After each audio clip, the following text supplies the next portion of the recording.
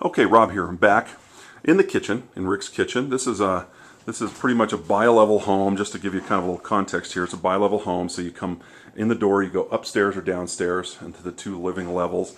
And the kitchen, which is common for this type of home, built in the late 70s, early 80s, is to have a smaller kitchen and more bigger space over here. Okay, now kitchens and certainly there's some space in a house that you can change, and there's other space in the house that you can't really change without spending a lot of money. And kitchens are one of those where, you know, there's not a lot you can do physically to make a kitchen bigger unless you want to get into some big renovation.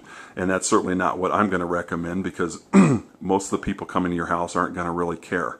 Okay, I'll bring out in a minute what people are going to care about, but what I want to talk about first is the next nonverbal thing that everyone's thinking about, but they won't know it consciously, and that is the use of light. Okay, and this is what you should do before you have anybody in your home. Is you want to make sure about 10 to 15 minutes, 20 minutes before they come to the house, that you go through and you turn on every light in the house you can. Okay, you want brightness everywhere you possibly can. When things are lighter, it makes things seem bigger. Even though the physical size is not any bigger, it just adds a bigger dimension to it. Okay, and what that will do is it'll just create, again, that more warm, inviting perception.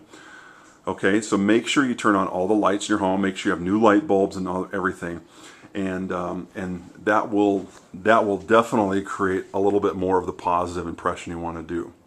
Now let's get back to the 5 to 500 idea here, or I'm sorry, the 5 to 5,000 idea. You can't go through and renovate a brand new kitchen, okay? That's not cost effective if it's even necessary at all. But what I want to do in the next video is I want to take you through just some things that you can do as we walk through this home to basically create that bigger perception of a fancier house without spending a ton of money. Okay, so I'll be back in just a moment, and we'll cover that.